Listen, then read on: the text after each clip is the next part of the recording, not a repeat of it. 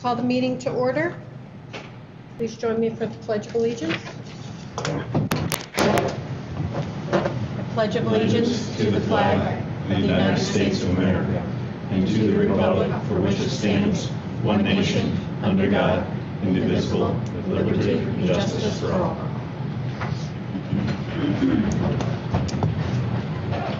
We have the approval of the minutes from August 25th. Do we have a motion to accept them as submitted? I'll move it. Second? Who's second? I'll. Okay, I didn't hear.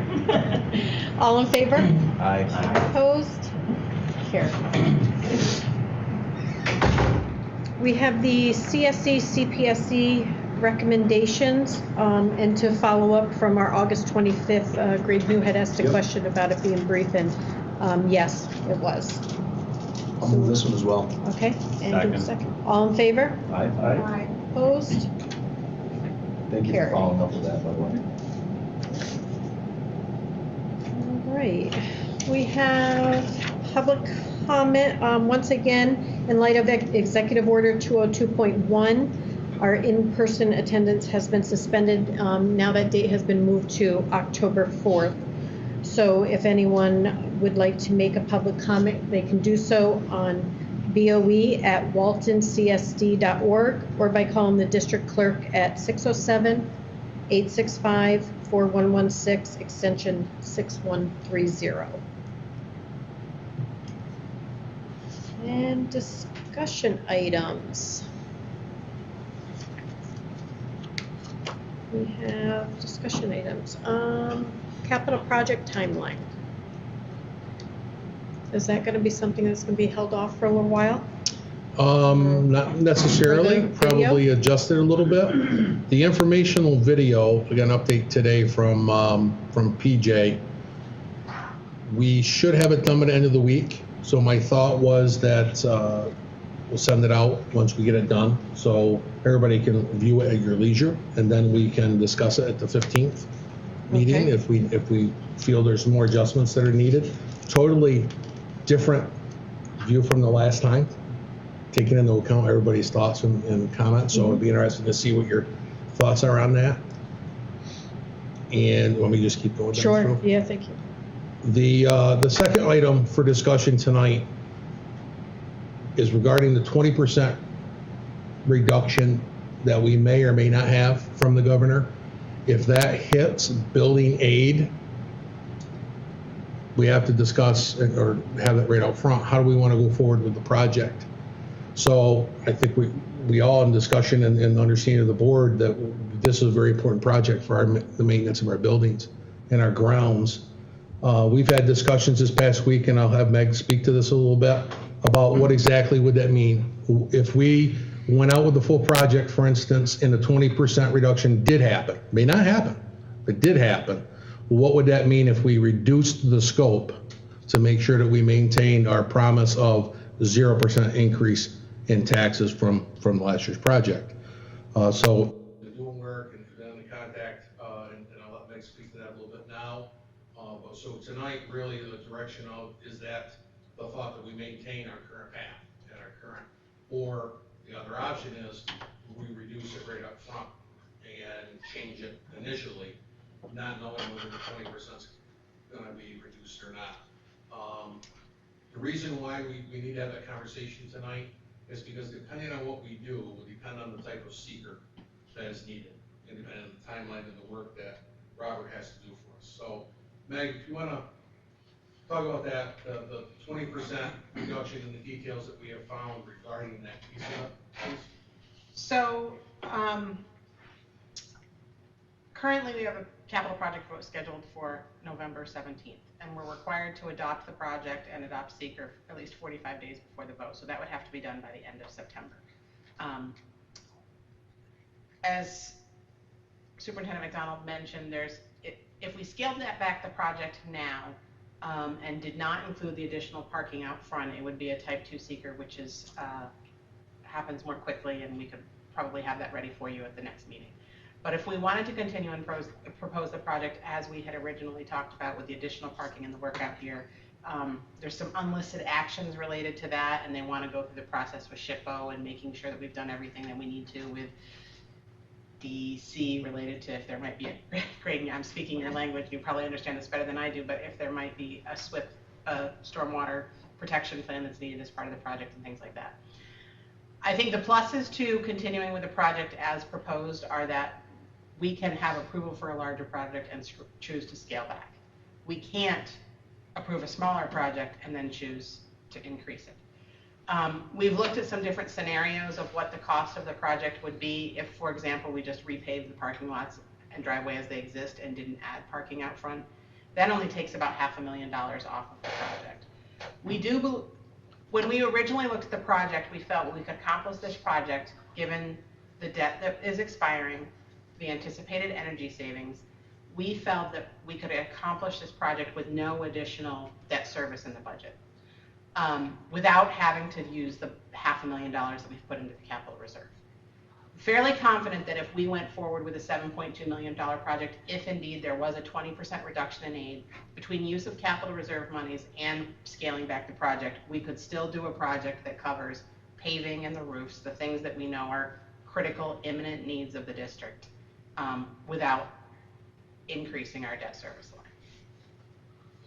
The reason it's we even talked about the possibility of is this the best time to move forward with the project? But the reasons it's important to now are some of our roofs are coming out of warranty. We have existing issues with them. Doesn't take a rocket scientist to go outside and know that we need to address the paving and what's out there. If we don't move forward with the project now, we have $90,000 in our budget for debt service that we're not going to be able to budget for debt service next year. So what that means is when we do the tax cap, we will have to reduce the tax levy $90,000. In a future year when we approve a project and then have to put it back in, we can raise it $90,000. But if we can plan in such a way to keep things stable, it's just easier for us. I think it's easier for the public than tax bills going up and down from year to year significantly.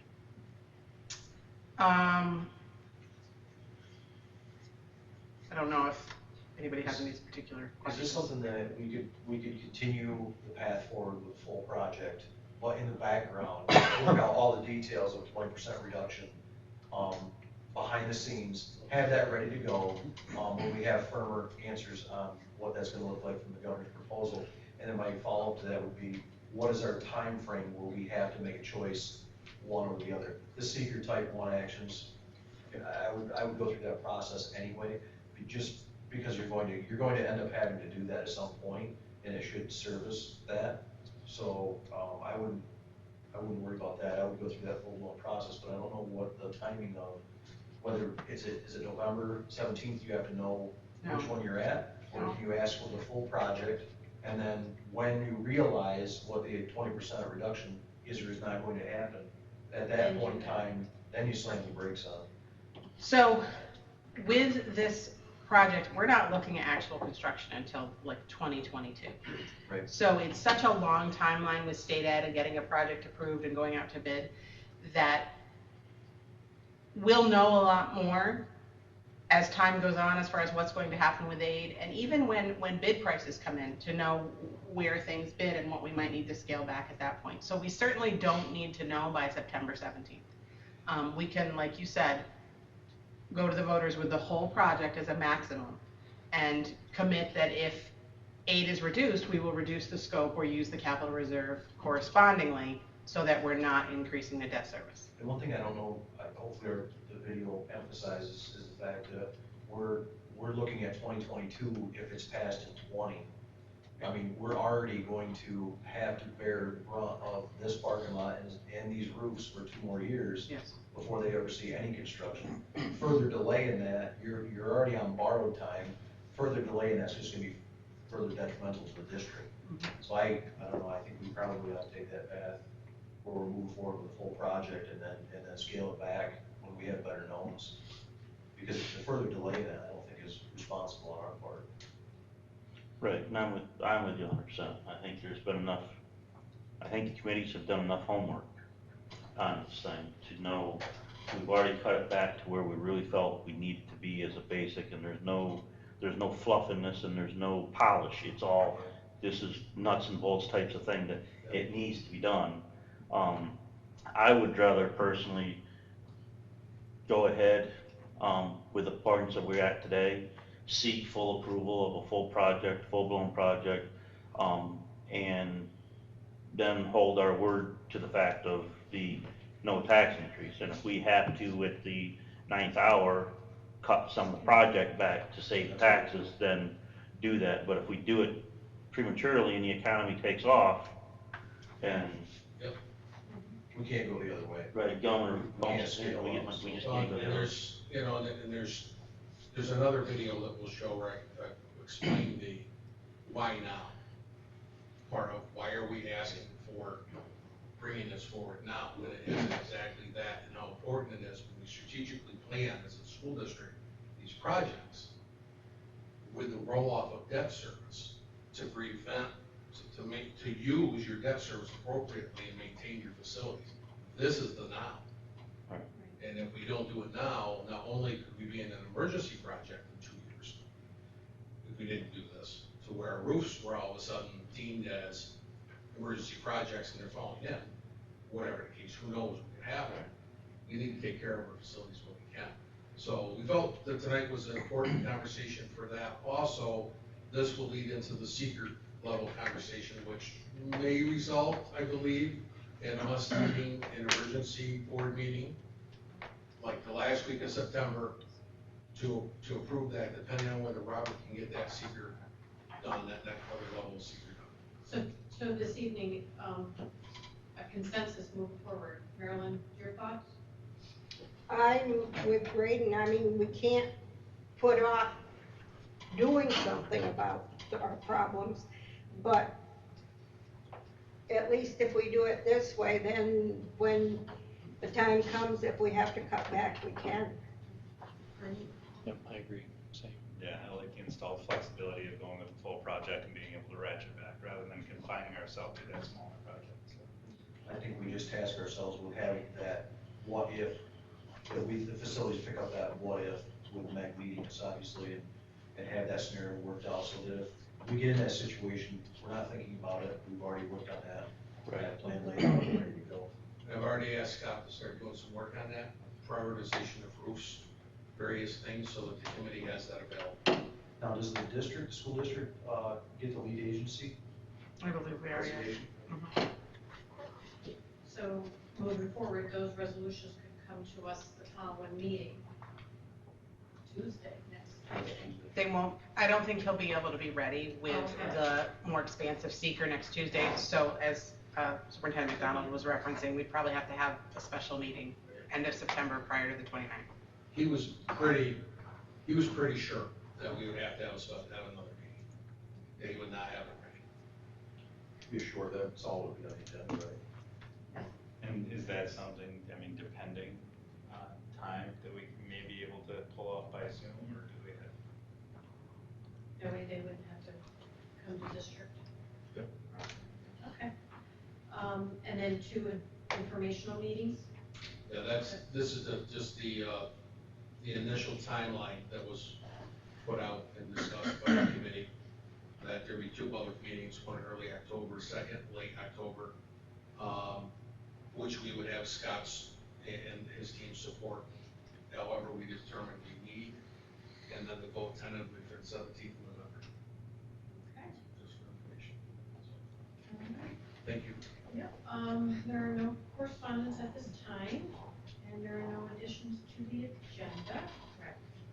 All right, we're up to Links 22 presentation. Here goes Shane.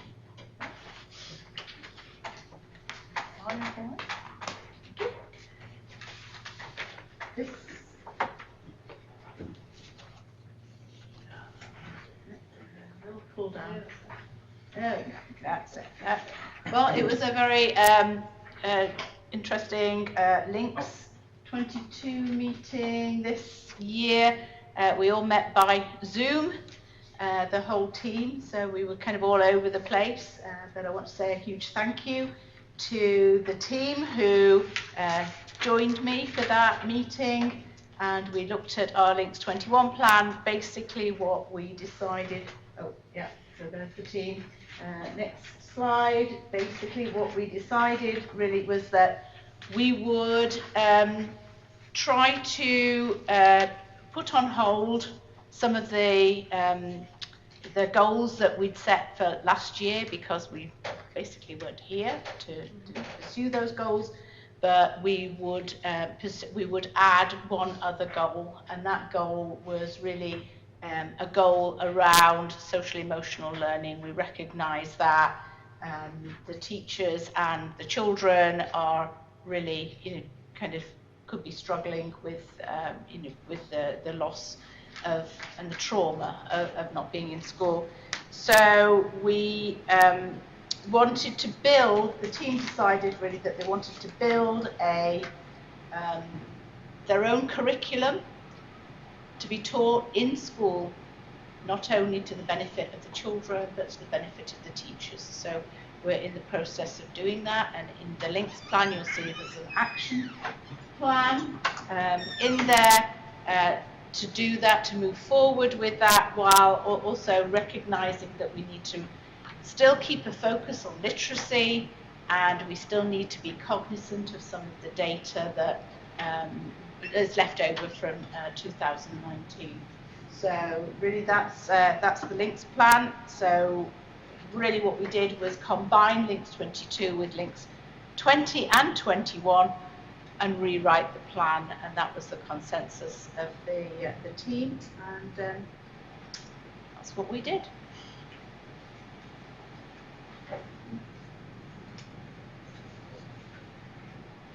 Thank you. That's it. So, just a comment on the links plan.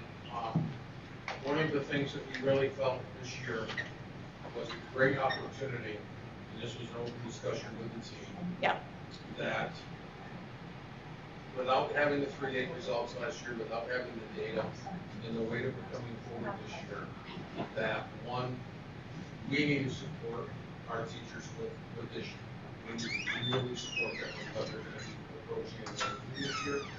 And two, social emotional learning and having a real district plan is something that every district is struggling with. This is a great opportunity for us. We should take advantage of these opportunities. Let's build support. Let's help our teachers to support them every way we can. And let's build our curriculum. Let's build the SEL curriculum. So we're laying out action plans and we're going to go for them. So without having the data hanging over our head from last year, why not take a swing at some things like we haven't been able to? Because we always have that gas accountability and everything over top of us. We don't have that this year. Last year's results are frozen. We didn't have them. So even if 3-8 happens this year, it'll be 4 the following year. So we're going to go after some things as a district. To me, this is exciting. So we have to get after something we haven't been able to do. And really most districts have not been able to do. So I applaud the team for being willing to, and it really, we didn't guide it. No. We gelled and went that way as a team.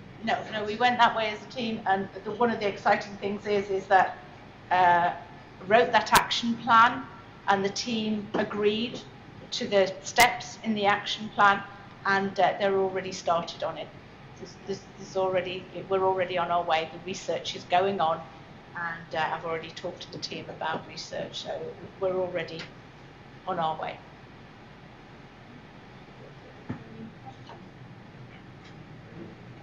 Thank you.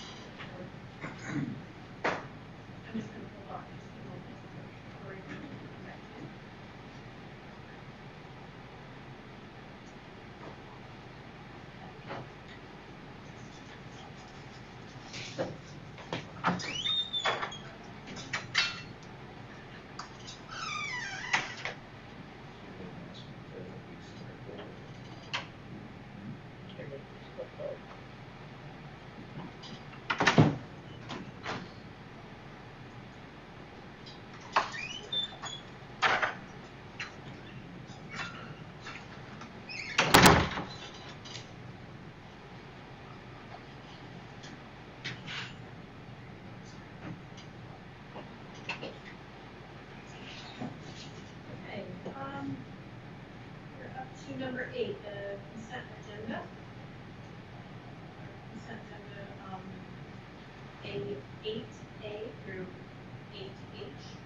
We have declared Bus Driver Appreciation Day as October 21st. Educational Support Personnel Appreciation Day, November 18th. Teacher Appreciation Day, May 4th. And School Nurse Appreciation Day, May 12th.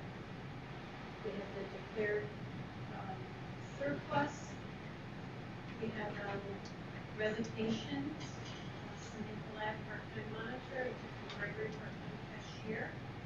And then we have the personnel appointments. Long-term substitute, Angela Saporito. Long-term substitute, Sarah Kennedy. Long-term substitute, Jacqueline Goodstall. LPN, Lisa Bransberry. Substitute teacher, Kylie Lambert.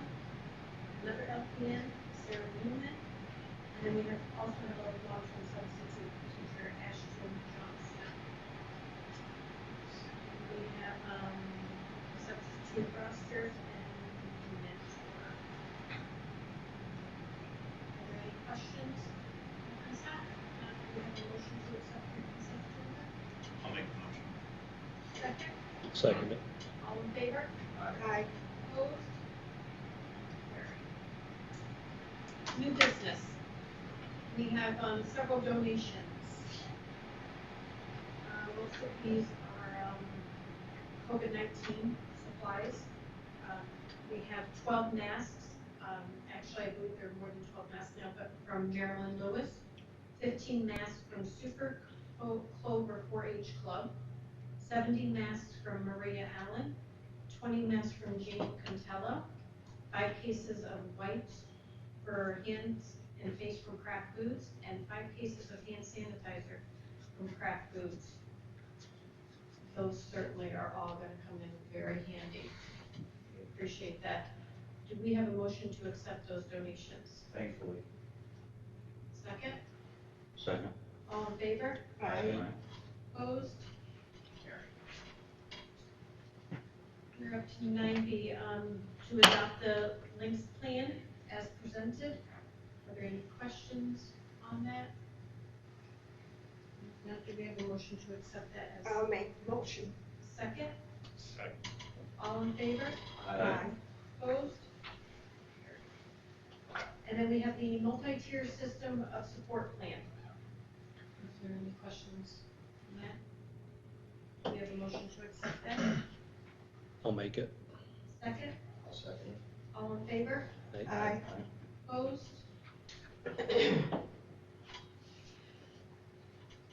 90, the adoption of the records retention schedule. This is a new schedule put out by New York State that has to be adopted prior to using it. Do we have a motion to accept that? I'll make a motion. Second? Second. All in favor? Aye. Oops. Did you have a question? I just had a question, did it change any dates on? I don't think much of the substance changed. What they did was they had like 4 different schedules and they Yeah. combined them. Okay. We're I just- all I kind of wasn't aware. following the same type of schedule instead of writing it all out. I know it falls in your place, so, thank you. You're welcome. And we have 9E, probationary teacher appointment. This is Jessica Warzel for elementary. Do we have a motion to accept that appointment? I'll make it. Second. All in favor? Aye. Opposed? Carried. And we have another personnel appointment, Jennifer Alessi, part-time school monitor. Do we have a motion to accept that? Motion. Second? Second. All in favor? Aye. Opposed? Carried. We are up to administrative remarks. Go first. I'll go. Transportation wise, they give me 6 bullets I can read and that's it. I don't have any extended from that, but no. Buses are all ready to go. They'll be ready to go. I was down a little bit of personnel this summer, but everyone else stepped up and we got everything done bus wise. Drivers and routes are all set. Again, I'm starting out with two drivers off on medical and filling it with the sub driver and one of the garage personnel to start off. We're working through the irregular busing schedules. Got a little bit of difference between the high school, middle school, and each driver has it listed on their load list, but it's like 3 different schedules each week that they have to keep track of who's getting. And now, if every high school, middle school student had an elementary student there, we'd be all set, because we got to stop anyway every day for them. But it didn't work out that way. We have our daily cleaning procedures set. With the buses, the drivers are doing their part, and then the garage personnel are gonna pick up the rest for the major cleaning part, and we'll see how that goes. We're gonna do a full, pretty much wipe down clean in the middle of the day when the buses get back after the morning run. And then we have our electrostatic sprayer, which we will be doing at the end of the day, so it has time to evaporate and dry overnight without as much hands-on having to get right into it. Tomorrow we're going to start delivering some meals. We're going to catch the kids that won't be there on Thursday. We'll be catching them, plus our virtual students. Not all of them are getting meals. We have a list. Honestly, right now, we're for what we're doing, there's only a list of 10 that said they can't get their meals. You know, a lot of them are actually going to be able to come into the school to get them at the pickup time. But right now, and as we see what we did in the spring, that number will it'll fluctuate. It's going to continue to do that, because we started out, I think, heavy, and then it went light, and then toward the end it went heavy, a little heavier again. So it depends on what people's situations are, I'm sure. And we'll deal with the normal operating or opening obstacles that we normally deal with, plus the other stuff. Now, the only good thing about all this is that Thursday night football is back on this Thursday. So we'll have something to be able to kick back and relax and watch at night for just a little bit, back to normalcy. So, oh, that was 7, sorry. We're just pointing it out. No, that's it, we're good. The custodial department, buildings and grounds, we're about ready to go.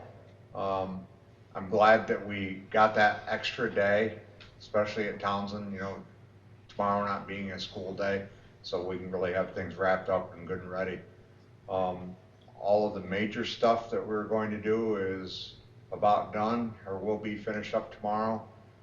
Just like the sidewalk out here, we're going to do that in the morning. We finished up the water cooler today at Townsend, so the last one is in over there. As I told you the other night when we did our walkthrough, things aren't perfect. You know, the hallways don't look like an ice rink.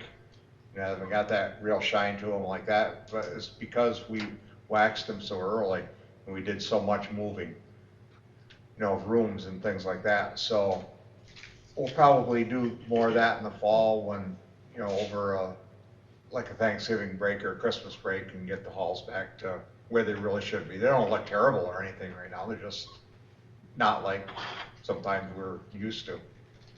Our disinfecting schedule is in place. We're using the QT3 pretty well exclusively in all the classrooms. It seems to be the disinfectant that it's being used statewide.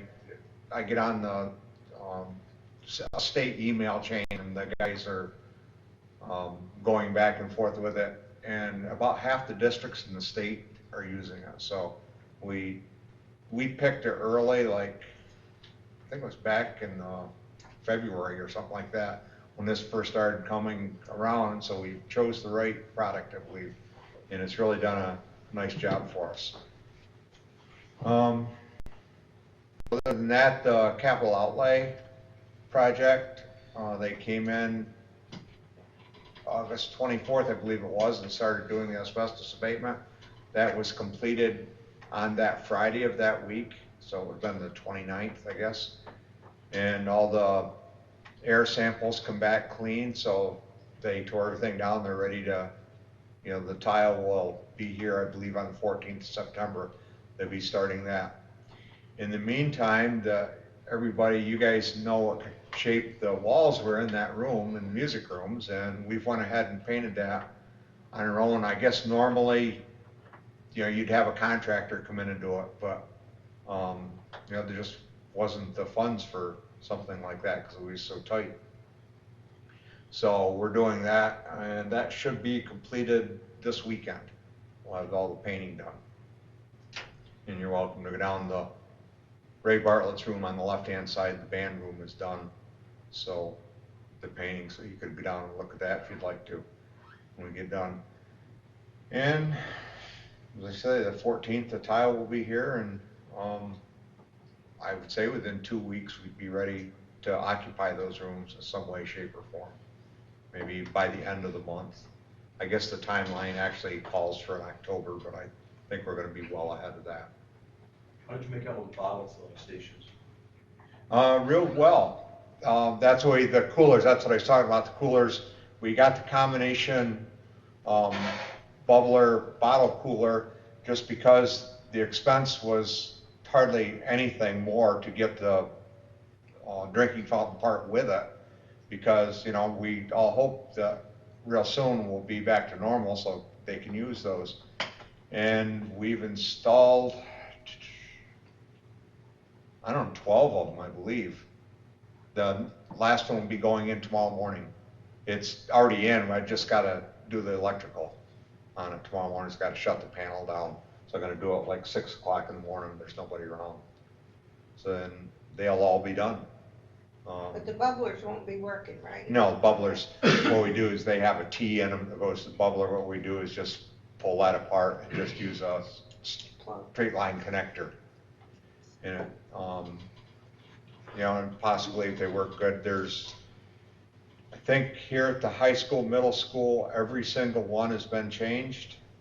Townsend, there's still 3 of them that could be changed, but I don't know if it's any big emergency right now, unless we find out when all the kids get back to school. You know, we have lines 10 kids long waiting to get water. Well, maybe we'll have to put another 1, 2, or 3 of them in, and then the entire district will be changed over to the Oasis cooler. Now, with your cleaning supplies, with the majority of New York State utilizing the same type of supply, are we running into a problem where it's going to be hard to get? Or do we have a sufficient supply on hand right now? We have a sufficient supply on hand because it's concentrate, and you mix it through our Arsenal dispensers. And we got quite a bit of it early on. We have more coming, and it is coming. But we have a supply right now that I believe we're like probably 3 to 4 months, you know, in hand right now that we have. We chose that in lieu of the Clorox wipes because, number one, a lot of research out there says the Clorox wipes really don't work all that well in this, because you have to maintain a wet state in order to kill coronavirus for X amount of minutes. And a Clorox wipe, you wipe something with a Clorox wipe when it's dry with what, 15 seconds? And it doesn't really kill all that much. Well, this QT3 just kills everything, and it has to maintain, as a dwell time, what we call it, you know, a state where it's wet for like 3 minutes.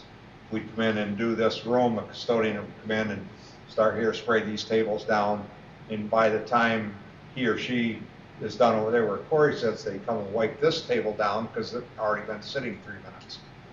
And that's the beauty of it. You know, a few of them are 5 minutes, the most of them are 10 minutes. And another great thing about it, it costs us about 17 cents a quart to make.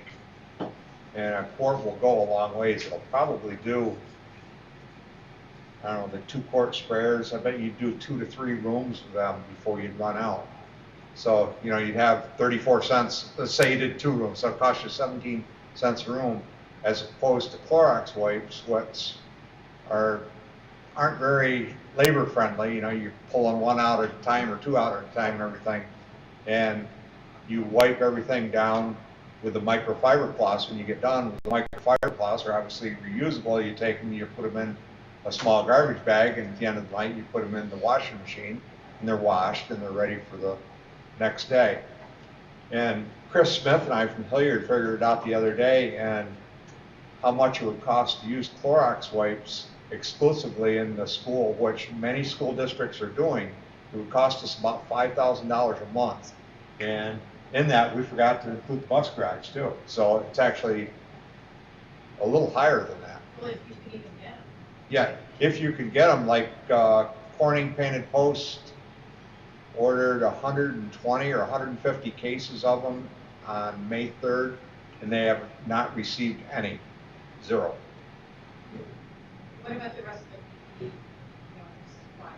We're all set with that? We're all set with it. The only thing we're a little low on, and I don't know, maybe it'll level out when school starts, is the cloth mask.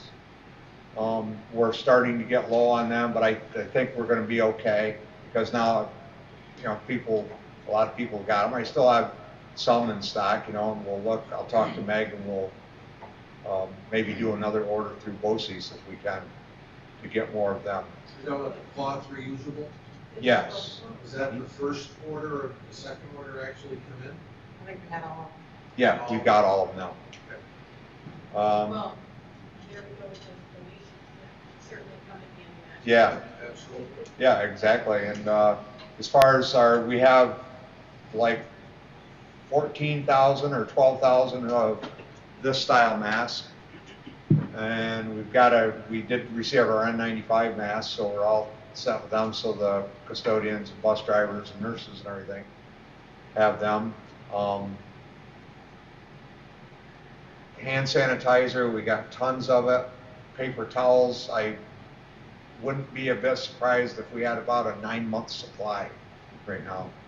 They was able to get those back in March or April, I forget when it was, when we figured we'd Needs get to them. be proactive, and the district and John, his department, they jumped in things back in the spring, and got ahead of it.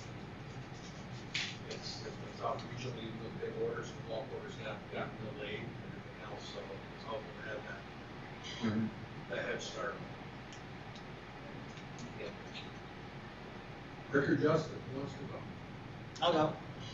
Just to give you an update on where we stand with fall sports. As most of you know, the governor announced several weeks ago, fall sports can start September 21st.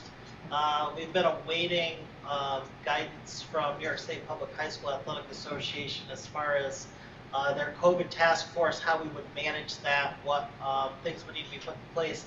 That came out this past Friday evening. The document that they put out pretty much reflected the Department of Health guidelines.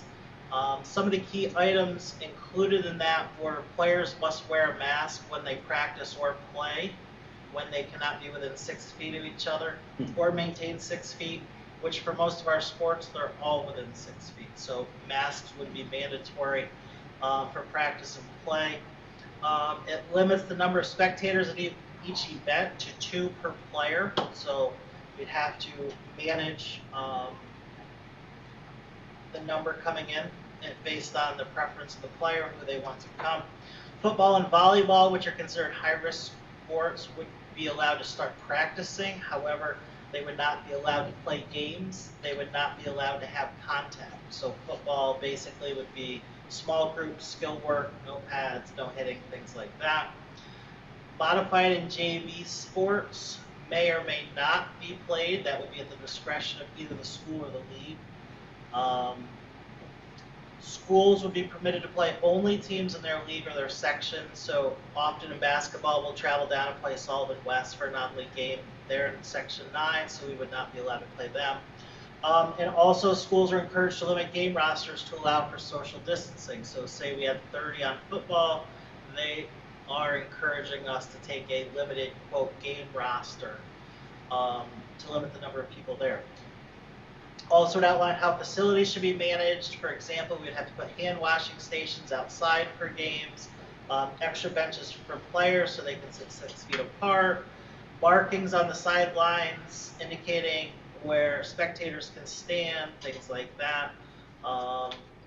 Today, all schools within Section 4 had to submit a survey detailing their preferences for the start of fall sports. Dr. McDonald and I met and went over that and submitted that. Tomorrow, all athletic directors in Section 4 will be attending a Zoom meeting with the executive director of NISVA to go over question and answers and how to implement the plan. Our MAC League meeting will also be tomorrow with our member schools. Hopefully by the end of the week, Section 4 will provide us guidelines as a group as far as how schools are feeling about moving forward. One of the options that they've proposed is taking fall sports and moving it to the spring. So what we'd be doing is from January to June, putting our winter sports first, which would be wrestling if permitted, basketball, indoor track. The next session, which would be from March till mid-May, would be soccer, field hockey, football, which was typically fall, and then the spring sports would start after that, and that would be your baseball, softball, outdoor track. So that's one of the proposals that they're considering. So, you know, I think as a group, we're hoping the section makes the decision. It is possible they leave it up to individual schools and leagues to decide where to go from here. At this point, the superintendents really are kind of the ones, you know, leading the discussions as far as health and safety. You know, we focus so much on reopening and getting to this point so our kids can get back in school. We've spent a lot of time trying to cohort our kids, especially in the middle of high school, so that we don't have constant mix of, you know, 260 kids. However, you know, as we all know, once we start sports at 3:15, we have a mix of kids grades 9 through 12 out there practicing together. So there's a little discrepancy in what we're trying to do as far as school, and then how that plays for after school and extracurricular activities. So obviously our goal, no matter what, is health and safety of our students. So that will be first and foremost, and as we move along here, hopefully we'll get some concrete decisions made by the section and the leagues and so on, so we can give you more information. I know you wanted to comment on that as well? Yes, and thank you for going as long-winded as you did, so you prevent me from getting started again on this topic. So just a couple quick things. There's a couple key discrepancies, and the cohorting is a bigger concept than just within our school, if you think about that. Right now, the cohort tracing is so that if there is an infection, the DOH can contact trace within 48 hours and get the school back to function. And that's within the cohort of grade levels or the cohort that's established. So now you mix them outside, so now the contact tracing is now, potentially for us in a small school, the entire high school. So if you think about that, so now they're worried about being able to contact trace a quarter of the high school. And now in 48 hours, they gotta be able to contact trace the entire. But one step further, now we start playing games. We start playing games down in the market. We start mixing in that. And then add into it the discrepancy on mask wear. And I'm gonna say this briefly, and I'm gonna stop, because this really takes me off pretty good. The DOH guidelines, the same DOH that put together the pre-K through 12 guidelines, has in their guidelines for athletics. Face coverings must be worn when not maintaining social distancing. However, if you cannot tolerate wearing a mask while playing, you can take your mask off and still play. Maintaining your social distancing, unless the core activity of the sport and what you were doing at that time prevents you from maintaining the social distancing. And by the way, as long as the adults that are not engaged in the play are wearing their masks, that's okay. So if you can picture this, a team of, how many people were on a soccer field at one time? 11 on each team. 22 kids. All of them saying I can't tolerate this because they run. They work hard in soccer. All of them out in that field with their masks off, and us with a school and as far away as Elmira at a game with no masks, playing at that. But yet, in school, because that has to be 12 feet apart when they're doing anything of physical activity or have a mask on. Our kindergartners can't get up and play in their classrooms without having a mask on. So is it health or is it not? What are the guidelines coming out of New York State DOH from both of them? So there are some very, very grave concerns by superintendents for the health and safety of our kids with these guidelines. We don't know if there was a mistake or an error with this paragraph because it just doesn't jive with anything else they put out. So, you know, there's some heavy conversation. Right now, there's 2 leagues that have already gone to the January option. 2 out of 4 of our leagues, I think, that make up section 4, 5 leagues that have already moved to it. I'm pretty sure, if I was to guess, if I was a betting man, that MAC League will more than likely be joining that group. And then the option for us in the fall will be off-season practices within the parameters that we set as a school district. So if we choose to allow summer practices or off-season skill development, things like that, with safety parameters put into place. And we'll certainly look at those things. We'll look at them appropriately to get kids active.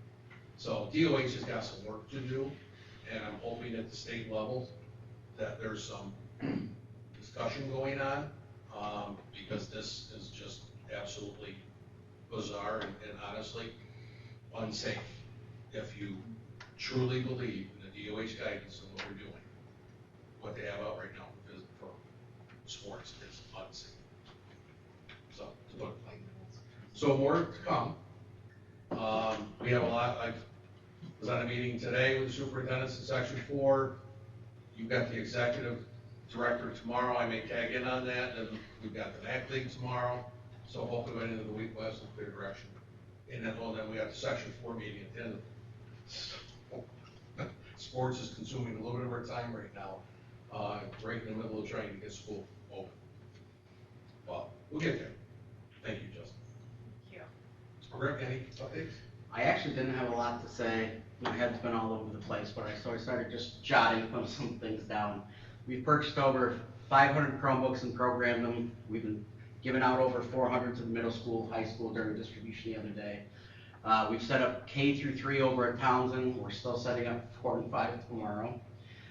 We've installed over 90 rooms with webcam microphones, which meant actually running 30 to 50 foot cables through every ceiling so that every room would have an extra 20 to 30 feet to move that camera wherever they wanted. We still have 5 to install tomorrow. Shows you how down to the wire we're going.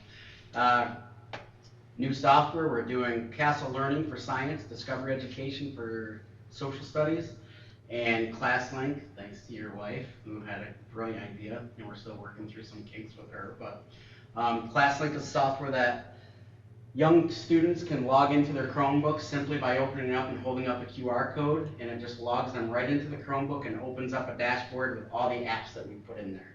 Most people think you pay for this and it works. That's not nearly how it happens.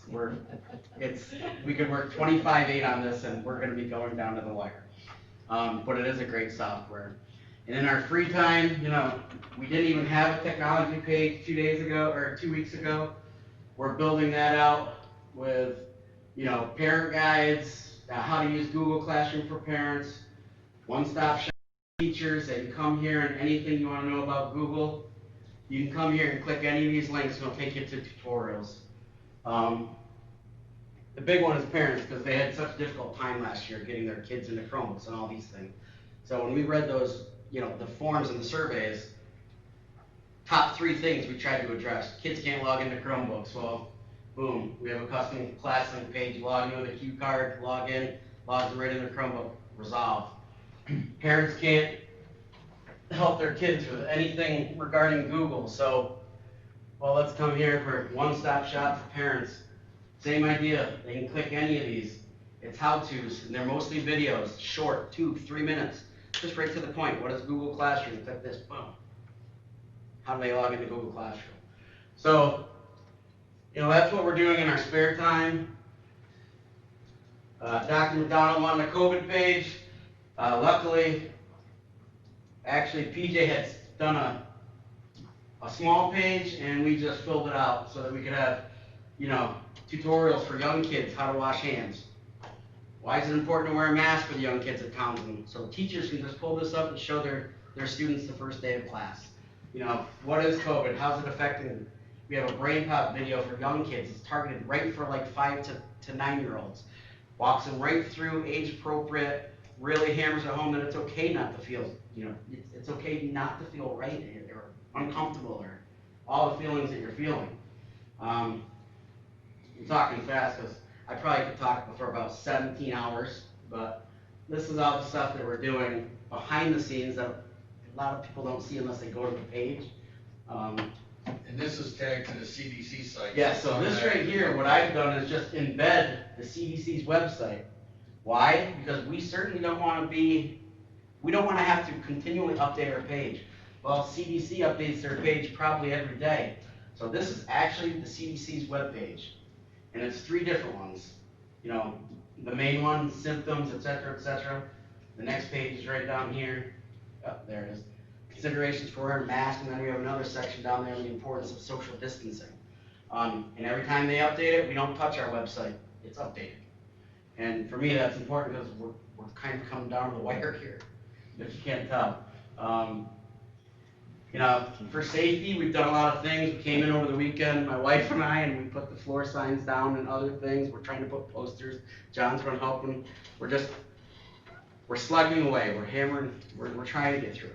So that is going to be very helpful to not only parents, but if parents are working and they are leaving their children with a family member or daycare provider, you know, they need to forward that information on to them to show them that link where the tutorials that they can access. That is very helpful. we're still working on some things such as our screening process. I just created a video not even an hour ago that's getting posted as soon as PJ or myself can get to it to show parents how to screen through the new process through School Tool. We have a screening process through day automation for employees, which is fantastic. Before we were using a Google form where we'd have 300 responses, and to be quite honest, we can't go through that data in an Excel sheet or a Google sheet. It's impossible. The day automation one, which they've given us for free, and they said they will never charge for it. Every employee has a manager, and at 9 o'clock, we get a summary. So I get my staff, John will get his, Dr. McDonald gets the supervisors, the principals all get the teachers, guidance counselors, and it says right there, the 13 people did not fill this out, and right next to it, it lists them with a send link. You simply click it and resend it to them. Or and it'll list who you know filled it out as a yes or no. Actually, yeses, but we don't worry about the no's. So it's really culled with that information for us, so we don't have to sit there or someone sit there for hours trying to figure out who filled this out, a positive, a yes, a no, or who hasn't. So, like, So we need parents to really get to our website and click on the technology link and get that information. so communication-wise, we probably haven't put this out there yet because we've still been hammering it home. We need to get that information out there. So Probably the first or second day of school, timeline-wise, you know, screening, opening day, getting them in the door, and then it'll be the help center. So that's the one piece of the information we still need to get out there. Because we're filling it out every day, we're putting something. Meg, did you have anything else to add? I'm good. I'm donating my time I never to. want to knock you back. I'm good. So I have a few brief. Okay. Well, first off, as I said last week, the comments speak for themselves. But as I said this morning, I commented that it didn't matter what's been thrown at staff this summer. Their frustrations, everything they're going on, their personal lives, and everything that we've had to do with their custodian, transportation. I was talking with your crew this morning, they're going out the door. They're normal, you know, having a good time and ready to roll as far as the transportation piece goes. So everybody's had opportunities and separate opportunities to wage those complaints or concerns, and you're not hearing. People are just getting the job done. They know that we have a mission. We know that we're trying to take care of our students and trying to get the job done. And I can't say enough about it. Every supervisors and staff, especially students, and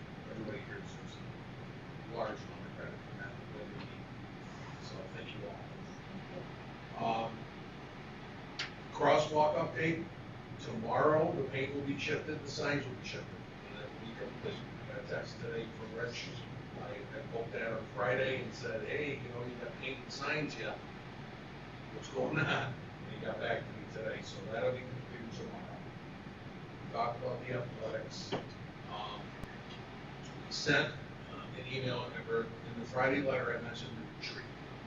So that has some options for the year that we're having, and interesting year we're having, whether or not we want to focus on that strategic fiscal planning, whether we want to watch that webinar and have an internal discussion with, we have to come in that evening, we can have some details available, and we can focus on that and strategic planning, COVID response, as a couple options for goals for the year. If that's what the board chooses. We want to not have presenters and go internal for our retreat this year, or what is the I think pleasure? right now that would be better. That definitely is my opinion. Third. Yeah. All right. Okay, we will coordinate it, set it up, we'll plan one evening, and Meg and I will have supporting material, and we will we'll watch that webinar together that evening. It's about an hour, all this, and then we'll have discussions about what is the need for us, and what can we do for the strategic planning on the fiscal side, and then we'll go from there. Okay, so the plan. That makes Corey happy. They have a plan for you. That's all. All right, there is a need for executive session, future employment of consider employee pending litigation and, student matter. We have a motion for executive. Second? All in favor? Aye. Opposed? Thank you, everyone. Yeah.